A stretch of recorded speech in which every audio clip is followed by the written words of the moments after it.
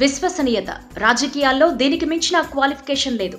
ఒక్కసారి కమిట్ అయితే కట్టుబడాలి, లేదంటే తప్పుకోవాలి. కానీ ఏపీ విషయంలో మోదీ అప్పుడు మాటిచ్చారు, ఇప్పుడు మర్చిపోయారు. ఉద్యమాలతో విసిగిపోయి విభజనతో కుదేలై ఆర్థికంగా నష్టపోయిన ఏపీని ఆదుకుంటామని వచ్చారు మోదీ. అధికారంలోకి వచ్చాక 10 ఏళ్లు ప్రత్యేక హోదా ఇస్తామన్నారు. ఢిల్లీని మించిన రాజధాని నిర్మిస్తానంటూ హామీలిచ్చారు. మోదీ మాటలు నమ్మిన ప్రజలు అటు కేంద్రం ఇటు రాష్ట్రంలో ఆ పార్టీకి ఓట్లు వేసి గెలిపించారు. కానీ వాటిని నిలుపుకోవటంలో ఘోరంగా విఫలమయ్యారు మోదీ. తిరుమల వెంకన్న సాక్షిగా ఇచ్చిన హామీలను మర్చిపోయారు. ఇప్పుడిదే ఏపీ ప్రజల ఆగ్రహానికి కారణమైంది. ఏపీ అభివృద్ధిపై మాటిచ్చి తప్పారంటూ అగ్గి మీద గుగ్గిలమవుతున్నారు. అదే బాబు విశ్వసనీయతకు మారుపేరుగా నిలిచారు. ఇచ్చిన మాట కోసం దేనికైనా రెడీ అంటున్నారు. కష్టాలెదురైనా అదే దారిలో నడుస్తున్నారు. నాడు విభజన గాయమైన ఆంధ్రాకి ఆపద్బాంధవుడిలా కనిపించారు బాబు.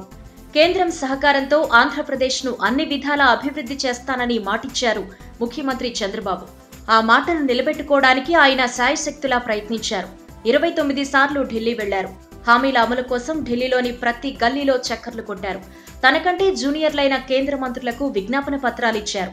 విభజన సమయంలో ఆంధ్రప్రదేశ్కి ఇచ్చిన హామీలను అమలు చేయాల్సిందిగా పదే కోరారు. రాష్ట్ర అభివృద్ధిపై ఒక విధంగా చెప్పాలంటే ప్రధానిని అర్జించారు. కానీ ఏపీ విషయంలో కేంద్రానికి కరుణ కలగలేదు.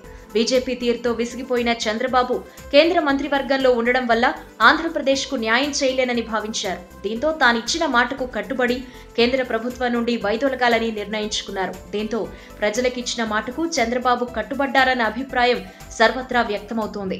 ఈ వీడియో మీకు నచ్చినట్టయితే లైక్ చేయండి, షేర్ చేయండి. మరిన్ని ఇంట్రెస్టింగ్ వీడియోస్ చూడడానికి మా ఛానల్ కు తప్పక సబ్స్క్రైబ్ అవ్వండి.